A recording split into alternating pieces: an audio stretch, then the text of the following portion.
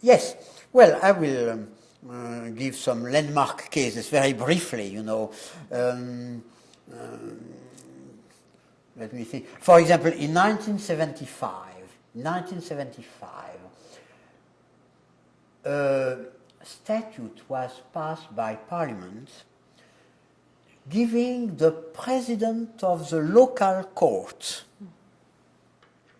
the right to decide that in some criminal actions, for some minor offenses, the court could be composed only by one single judge instead of by a college of three. You know that in France, the tradition is that we have a college of three judges.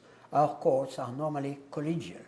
A single judge, it happens, but it's very rare, only for very small minor offenses. But this law tried to extend this possibility of having one single judge dealing with a criminal matter. But the trouble is that it gave the right to decide which cases should be brought before a single judge to the president of the court. And the Constitutional Council said this is contrary to the principle of equality, because not all citizens, not all criminal offenders will enjoy the same guarantees. Some will be judged by one single judge, others by a college of three, and this is at the discretion of the president.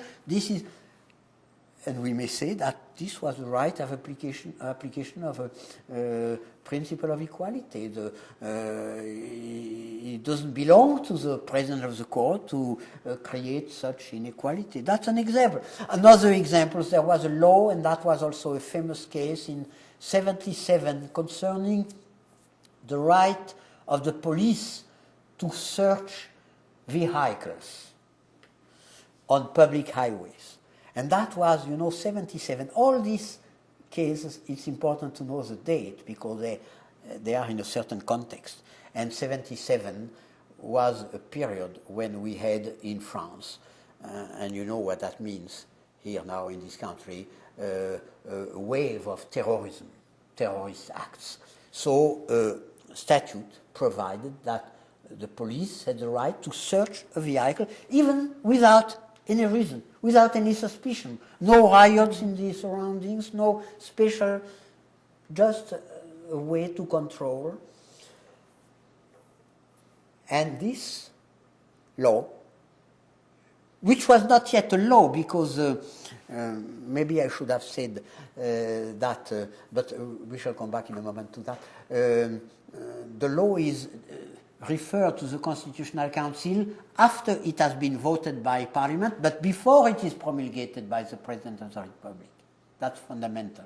During this short interval, after it has been voted, so it's not yet a law. It's no longer a bill, because it has been voted by Parliament. It's a draft law, if you wish, but it is not yet a law because it has not been promulgated by the President of the Republic. So this draft law was also declared to be unconstitutional because against individual freedom. The Council said, well, we do not deny the police the right to search vehicles in some circumstances, but there must be a reason for that. There must be something which has happened in the surroundings. There must be some reason of suspicion. Another example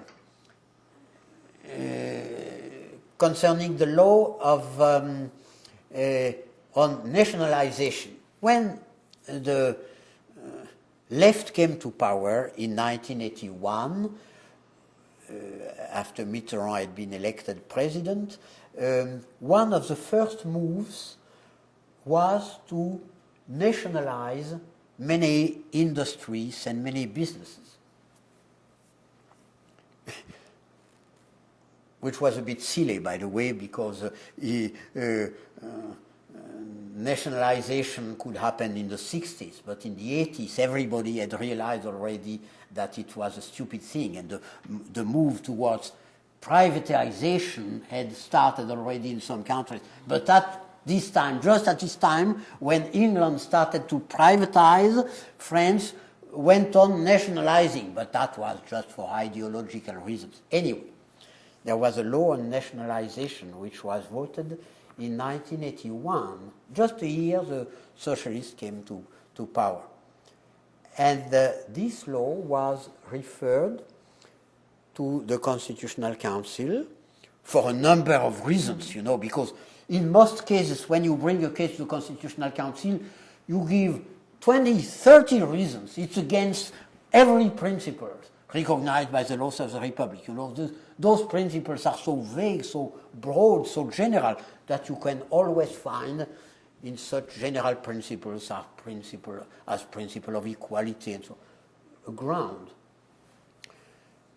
And the Constitutional Council struck down the law in its entirety, completely. He said nationalization in itself is not unconstitutional unless it is against the right of property which is enshrined in the Constitution, in the preamble, in the Declaration of 1789. So that the decision of the Constitutional Council in 1982 said that there was no just compensation, there was no respect for the law of property. It was also against the principle of equality of treatment because some firms were nationalized, not others.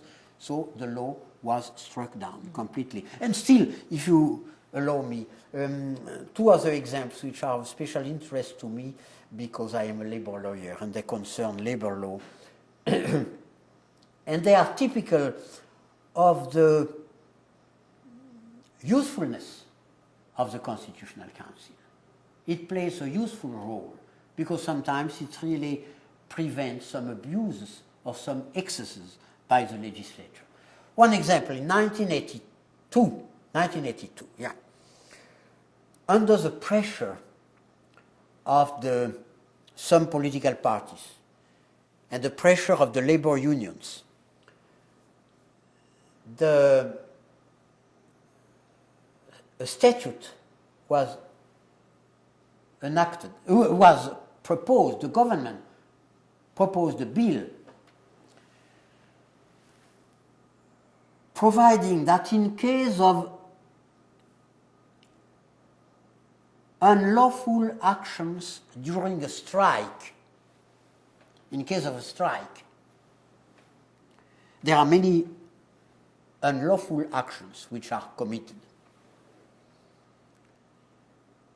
I don't think in this country, but in France, because normally we have sit-down strikes, you know, with occupation of the workplace and so on. So during this occupation, sometimes there are some damage caused to property or even to persons. And the statute, the bill, went as far as providing that no action could be brought before a civil court for compensation of damage caused in the course of a strike, unless the unlawful action amounted to a criminal offense. Can you imagine that? No action for damage could be brought for damage caused in the course of a strike. That was clearly unconstitutional for a number of reasons which would be too long to explain here, so that this part of the law, but just this provision, because it was a much more important law, the rest of the law has been promulgated, but this provision, which was contrary to a fundamental principle of our civil code, that every action which causes damage gives rise to compensation. But this provision was struck down by the Constitutional Council. And the last example, in 1988, after Mitterrand was elected as president for the second time, he was elected for the first time in 1981, for the second time in 1988, and we have a tradition in France, which is a very bad one, by the way, but when a new president is elected, the parliament proposes an amnesty bill, an amnesty, to clear up the dossier, the files of some minor offenders. You know, if you have been sentenced to a fine or to 8 days of imprisonment because you parked your car illegally or some minor offenses, they are subject to this amnesty. But in 1998, and the case is rather funny,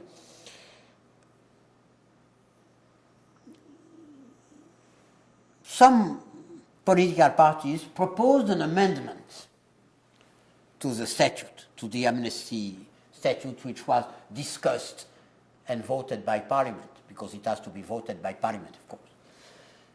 But some political parties proposed an amendment saying that those minor offenders could not only see their dossier cleared up, but they could also be reinstated in their job if they had been dismissed for reason of this offense.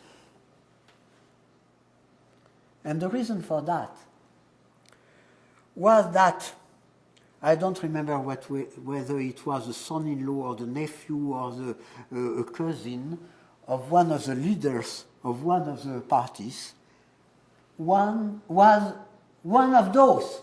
There were 10 workers at the Renault firm, the Renault, you know, the cars, Renault firm in Paris. There were 10 workers who were concerned by this problem because they had been dismissed the year before because of illegal action during the course of a strike. There was an amnesty, but they wanted to be reinstated in their job.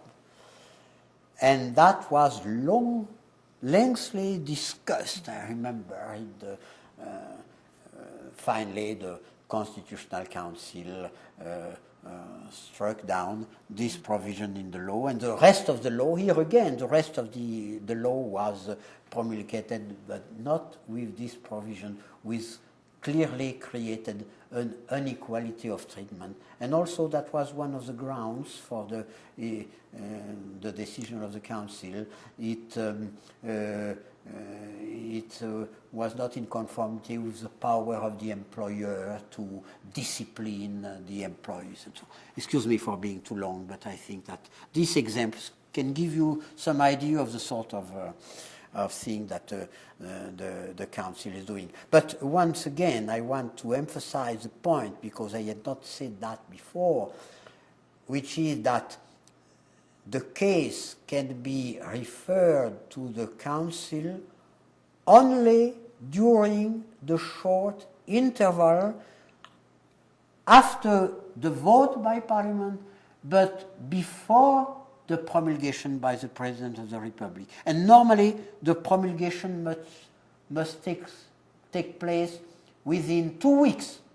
It is during this short interval of 2 weeks that the case will be referred. But in fact, the problem is prepared during the discussion before the Parliament and so on, so that there is no problem of delay. Are there any